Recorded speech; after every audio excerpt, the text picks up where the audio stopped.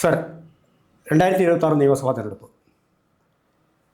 100% Congress minimum ഭൂരിപക്ഷം ഉറപ്പായി കടക്കുമെന്ന് LDF. ഇതിലാരെങ്കിലും ഒരു 60+ നേടാനുള്ള സാധ്യതയുണ്ടോ? 60% എന്ന് പറയുമ്പോൾ 60+ സീറ്റ്സ്. 60+. എൻ്റെ ഒരു പ്രാഥമികമായ വിശകലനം പറഞ്ഞാൽ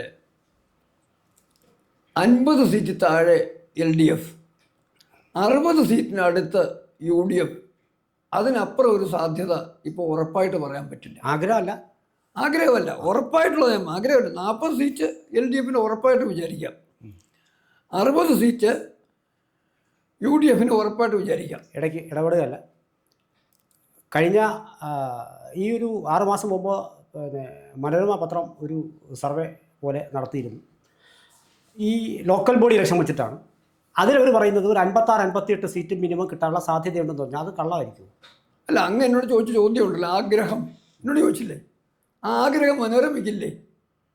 കേരള രാഷ്ട്രീയത്തെ കുട്ടിച്ചോറാക്കിക്കൊണ്ട് സ്വാതന്ത്ര്യാനന്തര കാലത്ത് കേരളത്തിലെ ജനാധിപത്യത്തെയും രാഷ്ട്രീയത്തെയും കുട്ടിച്ചോറാക്കിയ പ്രസ്ഥാനമാണ് മലയാള മനോരമ. ആ മനോരമയ്ക്ക് ആഗ്രഹമുണ്ട്. അതിലേക്ക് ഞാൻ പോവുകയല്ല. മഹാത്മാഗാന്ധിയെ മഹാത്മജി എന്ന് വിളിക്കാതെ എന്നും മിസ്റ്റർ ഗാന്ധി എന്ന് മാത്രം വിളിച്ചുകൊണ്ടിരുന്ന മനോരമ സ്വാതന്ത്ര്യം കിട്ടിയപ്പോഴത്തേക്ക് പേരും രൂപവും തഞ്ചമൊക്കെ മാറ്റി കേരള രാഷ്ട്രീയത്തിൽ പ്രകടമായ വർഗീയതയുടെ രാഷ്ട്രീയം കളിച്ച പ്രസ്ഥാനം മനോരമ. അവരവരുടെ ആഗ്രഹം പറഞ്ഞാൽ അതൊക്കെ അതാണ് ചോദിച്ചത്. എത്രയുള്ളൂ.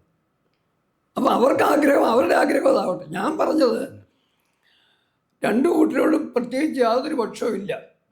കൃത്യമായ പക്ഷം എനിക്ക് വേറെ രാഷ്ട്രീയ പക്ഷം വേറെയുണ്ട്. ഞാൻ പറഞ്ഞു വന്നത് ആൻറ്റി ഇൻകംബൻസി ഫാക്ടർ. ഭരിക്കുന്ന ഗവൺമെൻറ്റിനെതിരെ അഴിമതിയിൽ മുങ്ങിക്കുളിച്ച ഗവൺമെൻറ്റാണെന്നും ഹിന്ദുവിരുദ്ധ വർഗീയത കൊടിയടയാളമായി കൊണ്ടുവരുന്ന പ്രസ്ഥാനമാണെന്നും ന്യൂനപക്ഷ പ്രീണനത്തിൻ്റെ രാഷ്ട്രീയം ഫോളോ ചെയ്യുന്നത് ഉറപ്പുള്ള ഇടതുപക്ഷത്തിൻ്റെ സർക്കാർ വർഗീയ പ്രീണനത്തിൻ്റെയും വർഗീയ പ്രകോപനത്തിൻ്റെയും, വർഗീയ പ്രീണനം ന്യൂനപക്ഷത്തിന് വേണ്ടി, ന്യൂനപക്ഷത്തെ തൃപ്തിപ്പെടുത്താൻ വേണ്ടി ഹിന്ദുവിനെ പ്രകോപിപ്പിക്കുക, ശബരിമല ഉൾപ്പെടെ, ഇതൊക്കെ ചെയ്തൊരു ഭരണകൂടം അതിൻ്റെ അന്ത്യകാലം അതിന് വേണ്ട കേരളത്തിൽ നിന്ന് ജനം തീരുമാനിക്കുന്ന ഘട്ടത്തിലേക്ക് എത്തിയിരിക്കുന്ന ഒരു വഴിക്കൂടെ.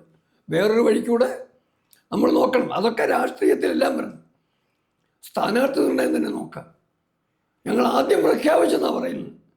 ഒന്നാമത്തെ ആള് വാടിക്കൽ രാമകൃഷ്ണനെ കൊന്ന കേസിലെ പ്രതിയായിട്ടിരുന്ന ആള് പിണറായി വിജയൻ. പിന്നെ വേറൊരാള് തിരുവനന്തപുരത്ത് ഗംഗാധരൻ പിള്ളച്ചേട്ടനെ ചെറുവൈക്കൽ കൊല്ലുകയും അദ്ദേഹത്തിൻ്റെ അവിടെ കാണിച്ച കാര്യങ്ങളൊന്നും പറയാൻ പറ്റില്ല. എന്തിനാണ്? അദ്ദേഹത്തിൻ്റെ മകൻ്റെ രാഷ്ട്രീയം, മകൻ്റെ പൊതുപ്രവർത്തന പേരിൽ ആ ചെറുവൈക്കൽ ഗ്രാമത്തിൽ ആ മനുഷ്യനെ കൊന്ന രാഷ്ട്രീയത്തിൻ്റെ ആളാണ് ഒരിടത്ത് മത്സരിക്കുന്നത്. പിന്നെ വന്നതോ ഇന്ന് തന്നെ നമ്മൾ കണ്ടില്ലേ, തളിപ്പറമ്പിലും അതുപോലെ മറ്റു പല സ്ഥലങ്ങളിലും മത്സരിക്കുന്ന എല്ലാം ഓരോ കൊലപാതക കേസും കയ്യിലുള്ളവർ. അപ്പോഴും അദ്ദേഹം ജയിച്ചത് വലിയ ഭൂരിപക്ഷത്തിനാണ്. ജയിക്കുന്ന ഭൂരിപക്ഷത്തിൻ്റെ അവിടെ നിൽക്കട്ടെ, അത് മാറാം. ആ കാലം മാറാൻ പോകുന്നു എന്നാണ് ഞാൻ പറഞ്ഞത്.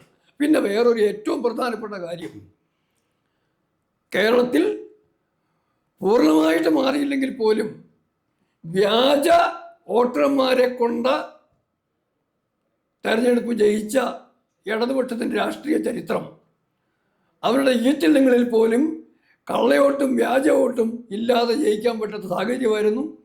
എല്ലാത്തിടത്തും വേണ്ടത്ര, അങ്ങേക്ക് ഓർമ്മയുണ്ടല്ലോ, അടൂർ പ്രകാശ് ആറ്റിങ്ങൽ മണ്ഡലത്തിൻ്റെ കാര്യത്തിൽ കഴിഞ്ഞ അദ്ദേഹത്തിന് അവിടെ ത്രൂ ആവാൻ കഴിഞ്ഞു. അതുപോലെ രമേശ് ചെന്നിത്തല അതെ ഇവിടുത്തെ വ്യാജ വോട്ടിൻ്റെ കാര്യം ഒരു വിഷയമാക്കി ഉയർത്തിക്കൊണ്ടുവന്നതാണ്. ആ സാഹചര്യമൊക്കെ ഉള്ളപ്പം എന്തായാലും രാഷ്ട്രീയമായ കാരണങ്ങളാലും ഭരണപരമായ വീഴ്ചയുടെ പേരിലും അഴിമതിയും അതുപോലെ സ്വജനപക്ഷപാതം പോലുള്ള കാര്യങ്ങളുടെ പേരിലുമൊക്കെ ജനങ്ങളാൽ ശപിക്കപ്പെട്ട ഒരു ഗവൺമെൻറ്. 1. 2, നിർത്തിയ സ്ഥാനാർത്ഥികളുടെ പ്രൊഫൈൽ നോക്കിയാലും. 3, വോട്ടേഴ്സ് ലിസ്റ്റിൽ കാര്യമായ ശുദ്ധീകരണം നടന്നിട്ടുണ്ടാകുമെന്ന പ്രതീക്ഷയുള്ളിടത്തും ഈ 3 കാര്യങ്ങളിൽ 4ാമത് രാഷ്ട്രീയ വിഷയം അത് കൃത്യമാണ്. എന്നും ഭാരതത്തിനെതിരെ ആ ഒരു സമീപനം കൊണ്ട് പോകുന്നത് കൊണ്ടും സ്വാഭാവികമായും ഭാരതീയ ദേശീയതയ്ക്ക് ദേശവ്യാപകമായി പ്രാധാന്യം കിട്ടിയ ഒരു കാലഘട്ടത്തിൽ ഇടതുപക്ഷത്തിൻ്റെ കാര്യം വളരെ കഷ്ടം. അതുകൊണ്ടാണ് ഞാൻ പറഞ്ഞത് 40 കിടക്കുന്ന കാര്യം ബുദ്ധിമുട്ടാവും. തന്നെയല്ല, അങ്ങേക്ക് നോക്കാം, CPIയുടെ താരതമ്യേന ആളുകൾ തരക്കേടില്ല എന്ന് പറയുന്നതാണ് 2 കമ്മ്യൂണിസ്റ്റുകളുടെ കൂട്ടത്തിൽ വലത് കമ്മ്യൂണിസ്റ്റ് പാർട്ടി. ആ CPIയുടെ വരാൻ പോകുന്ന ഇലക്ഷൻ റിസൾട്ട് എന്ന് പറയുന്നത് 0 തൊട്ട് 5 വരെയാകാം പരമാവധി. 5 പരമാവധിയാണ്. CPMന് അതാണ് അവസ്ഥ. അങ്ങനെ വരുമ്പം 40 സീറ്റിന്, അതുപോലെ കേരള കോൺഗ്രസ് മാണി ഗ്രൂപ്പിന് പരമാവധി റോഷിൻ അഗസ്റ്റിൻ ജയിച്ചെങ്കിൽ ജയിക്കാം എന്നുള്ളതിനപ്പുറമായിട്ട് കണക്കൂട്ടൽ അവർ പോലും നടത്തുന്നില്ല. അങ്ങനെ വരുമ്പം ഇടത് വർഗീയ മുന്നണി എന്ന് ഞാൻ വിളിക്കുന്ന LDF അവരുടെ 40 സീറ്റ് നീക്കും. മറുഭാഗത്ത് കോൺഗ്രസ്, UDF. കോൺഗ്രസിലുള്ള ഏറ്റവും വലിയ ഗുണമെന്ന് പറയുന്നത് നെപ്പോളിയൻ പണ്ടൊരു യുദ്ധത്തിന് പറഞ്ഞു, അവരുടെ പക്ഷത്തെ പേരുണ്ട് 1,00,000, നമ്മുടെ പക്ഷത്ത് 30,000. നമ്മൾ ജയിക്കും. കാരണം 30,000 പ്ലസ് നെപ്പോളിയനുണ്ട്. ആത്മവിശ്വാസത്തിൻ്റെ ഭാഷ. ഇന്നിപ്പോൾ തിരിച്ചാ കോൺഗ്രസ്സിന് എന്തെല്ലാം സാധ്യതകളുണ്ടെങ്കിലും അതിനെയെല്ലാം ന്യൂട്രലൈസ് ചെയ്യുന്ന ഒരു ഘടകമുണ്ട്, രാഹുൽ ഗാന്ധി. ഭാരതത്തിൽ എവിടെ ജയിക്കാൻ സാധ്യത ഉണ്ടെങ്കിലും ആ സാധ്യത ഇല്ലാതാക്കുന്നതിനുള്ള സകല പണിയും അദ്ദേഹം ചെയ്യും. കാരണം കോൺഗ്രസ് നേതൃത്വത്തിലെ മുഖ്യമന്ത്രി പദത്തിന് വേണ്ടിയിട്ടുള്ള തർക്കങ്ങളിൽ ഇപ്പോൾ നടത്തിക്കൊണ്ടിരുന്ന ഇടപെടലുകൾ തന്നെ കൃത്യമായും അതിൻ്റെ സൂചനയാണ് നൽകുന്നത്.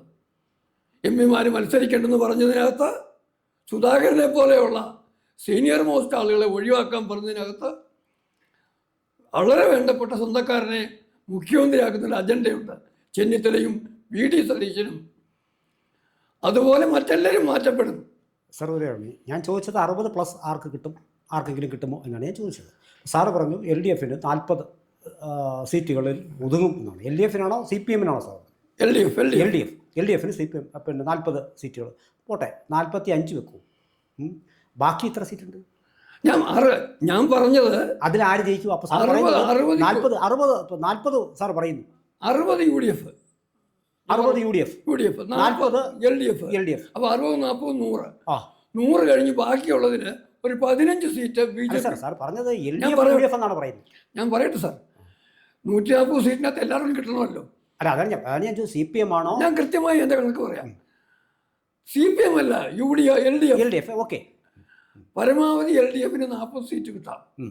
പരമാവധി UDFന് കൃത്യമായി ഇപ്പം പ്രതീക്ഷിക്കാവുന്നത് 60 സീറ്റ്. ബാക്കിയുള്ളത് 40 സീറ്റ്. ആ 40 സീറ്റിൽ 15 സീറ്റ് വരെ BJPക്ക് കിട്ടാം. 115. ബാക്കി 25 സീറ്റ് 2 കൂട്ടെടുത്തിട്ടും പോവാം. LDFനും കിട്ടാം, BJPക്കും കിട്ടാം. LDFനും കിട്ടാം, UDFനും കിട്ടാം. അവിടെ ആയിരിക്കും ടഫ് മത്സരം. ആ 25 അതിനകത്തുനിന്ന് 10 കിട്ടിക്കഴിഞ്ഞാൽ UDFന് ജയിക്കാം. അന്നേരം പറയുന്നത് 40+12 വയ്ക്കുക, 52 വരെ പിന്നെ LDFന് കിട്ടും. അങ്ങനെ പ്രതീക്ഷ എനിക്കില്ല. സാറേ, 20 ബാക്കിയുള്ള 25 സീറ്റിൽ 2 ഭാഗത്തേക്കും പോകാമെന്ന് പറയുമ്പോൾ അതുണ്ട്, അതിനകത്ത് ഇൻക്ലൂഡഡ് ആണ്. അതെ. അപ്പോൾ അങ്ങനെയാണെങ്കിൽ സാർ 40 അല്ല പറയുന്നത്. സാർ അവിടെ പറയുന്നത് 50+ ആണ് പറയുന്നത്, 52. UDFന് 60 പറഞ്ഞാൽ സാർ പറയുന്നത് 72 ഇതാണ്. അപ്പോൾ 60 to 72 ആണ് സാറ് UDFന് പറയുന്നത്. സാധ്യതയുണ്ട്. ഇതാണ് സാധ്യത. BJPക്ക് മാത്രം സാർ 15 സീറ്റ് പറയുകയും 15 സീറ്റ് ഞാൻ പറയുന്നുണ്ട്. അതെന്ത് ഉറപ്പില്ല സാറേ? 15 സീറ്റ് എന്ന് പറഞ്ഞാൽ പല കാരണങ്ങളുടെ പേരില്ല. കഴിഞ്ഞ ലോക്സഭാ ഇലക്ഷൻ റിസൾട്ട്, ലോക്സഭയും നിയമസഭയും നമ്മുടെ ആൾക്കാർ കേരളത്തിൽ രണ്ടായി കാണുന്ന ഒരു സംവിധാനമാണ് നമുക്ക്. അത് പറഞ്ഞു വെച്ചിട്ടുള്ള സംഗതിയാണ്. അതുപോലെയാണ് സാർ. അതുപോലെയാണ് നമ്മുടെ ഈ ആൻറ്റി ഇൻകംബൻസി എന്ന് പറയുന്നത്. അതായത് ഞാനൊരു കാര്യം കൂടി ഇടയ്ക്ക് ചോദിക്കണമെന്ന് വിചാരിച്ചാണ്, ബുദ്ധിമുട്ടിക്കുന്നതല്ല. ഞാൻ സാറേ, നമ്മളിപ്പോൾ ആദ്യത്തെ പിന്നെ LDF സർക്കാർ, ഇപ്പോൾ പിണറായി വിജയൻ മുഖ്യമന്ത്രിയുള്ള ഇപ്പോൾ തുടർഭരണത്തിന് മുമ്പുള്ള സർക്കാർ, അത് കഴിഞ്ഞ് അപ്പോഴും വലിയൊരു ഇതുപോലെ പറച്ചിലൊക്കെ ഉണ്ടായിരുന്നു. രണ്ടാമതും പിന്നെ LDF സർക്കാർ വരുന്നു. അപ്പോൾ ഈ രണ്ടാമത് വന്നതിന് ശേഷമാണോ ഈ സാറി പറയുന്ന പ്രശ്നങ്ങൾ എന്നാണ് ഞാൻ ചോദിക്കുന്നത്. അല്ല, ആദ്യത്തെ തൊട്ടേ ഉണ്ട്. പക്ഷെ ആദ്യത്തെ ഘട്ടത്തിലുണ്ടായ വ്യത്യാസം എന്ന് പറയുന്നത് 2021 ഇലക്ഷൻ്റെ സാഹചര്യത്തിൽ ആ സന്ദർഭത്തിൽ എന്ന് പറയുന്നത് കോവിഡ് എല്ലാം കഴിഞ്ഞിട്ട് ജനങ്ങളുടെ, അതായത് കോവിഡിൻ്റെ സാഹചര്യത്തിൽ കിറ്റ് കൊടുത്തും ജനങ്ങളെ അത്തരത്തിൽ സ്വാധീനം ചെയ്തും ഒക്കെ മാനേജ് ചെയ്ത ഇലക്ഷനാണത്. അതിനോടൊപ്പം തന്നെ ഒരു കാര്യം കൂടെ ഞാൻ പറയാം. ആ ഇലക്ഷൻ സമയത്താണ് കോവിഡ് കാലത്ത് ജോലി ചെയ്യാൻ സർക്കാർ ഓഫീസിൽ പോകണ്ടാതിരുന്ന സർക്കാർ ജീവനക്കാർ ഉൾപ്പെടെ LDFന് വേണ്ടിയിട്ട് വർക്ക് ചെയ്തൊരു കാലഘട്ടമാണ്. ആ ഘട്ടമൊക്കെ ഇപ്പം മാറിയിരിക്കുന്നു. തന്നെയല്ല, അങ്ങ് പറഞ്ഞതും കാര്യമുണ്ട്. ആദ്യത്തെ പ്രാവശ്യം ഉദാഹരണത്തിന് ശബരിമല വിശ്വാസ പ്രശ്നമായിരുന്നു അന്ന് പ്രശ്നം. ഇന്നതല്ല, വിശ്വാസമല്ല, ഒന്നാം തരം മോഷണം. ആ ശബരിമലയിലെ ആ അഴിമതി ഒരൊറ്റ കാരണം മാത്രം മതി. കേരളത്തിലെ അയ്യപ്പ വിശ്വാസികളാണെങ്കിലും അല്ലെങ്കിലും ജനങ്ങൾ മൊത്തം ആ അഴിമതിക്കെതിരെ പ്രതികരിച്ചാൽ അത് പിണറായി വിജയൻ്റെ ഭരണത്തിൻ്റെ അന്ത്യത്തിൻ്റെ കാര്യമായിരിക്കും. അതായത് 10 വർഷക്കാലമായി കേരളത്തിൽ യാതൊരുവിധ പുരോഗമനങ്ങളും ഉണ്ടായിട്ടില്ല, മോശം മാത്രമേ ഉണ്ടായിട്ടുള്ളൂ എന്നാണ് സാറ് പറഞ്ഞത്. എന്ന് ഞാൻ പറഞ്ഞില്ലല്ലോ. എന്തെല്ലാം പിന്നെ എത്രയും വലിയ ഭരണവിരുദ്ധ വികാരം എവിടെ നിന്നുണ്ടാവും? ഞാനീ പറഞ്ഞ കാര്യമാണ് പറഞ്ഞത്. ശബരിമല സ്വർണം കാണിച്ച ഘട്ട ഒരു വിഷയം, അത് ചെറിയ കാര്യമാണ്. പക്ഷെ എന്നിട്ടും ഇവിടുത്തെ ഹിന്ദു സമൂഹം അതിനെതിരെ പ്രതികരിക്കുന്നില്ല. എന്നും അങ്ങനെ ആയിരിക്കും കരുതാൻ പറ്റില്ലല്ലോ. അത് വോട്ടിലൂടെ പ്രതികരിക്കുക നമ്മൾ എങ്ങനെ? അതാ ഞാൻ പറഞ്ഞത്. ആ പ്രതികരിച്ചാൽ അതിന് എഫക്റ്റീവായ റിസൾട്ട് ഉണ്ടാകുമെന്ന് ഉറപ്പ് വരുന്നൊരു ഘട്ടമാണ് ഈ കൊല്ലം ഈ ഇലക്ഷൻ വരാൻ പോകുന്നത്. എന്തായാലും പിന്നെ ഒരു കാര്യം ഉറപ്പാണ് സാർ, ഇപ്പോൾ എനിക്ക് വ്യക്തമായത് 40+ എന്ന് പറയുമ്പോഴും സാർ ഒരു 52 വരെ LDFന് പ്രതീക്ഷിക്കുന്നു. 60 എന്ന് പറയുന്നിടത്ത് നിന്ന് 72 വരെ പിന്നെ പ്രതീക്ഷിക്കുന്നു. ബാക്കിയുള്ള അതാണ് അതിൻ്റെ ഒരു കണക്കെന്ന് പറഞ്ഞത്. BJPക്ക് ഒരു 15 സാർ പറഞ്ഞ പോലെ 16 ചെറിയ മാറ്റങ്ങൾ അങ്ങോട്ടും സംഭവിച്ചേക്കാം. എന്തായാലും സന്തോഷം സാർ.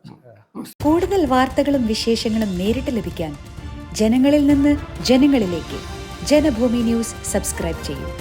ബെൽ ബട്ടൺ അമർത്താനും മറക്കരുത്.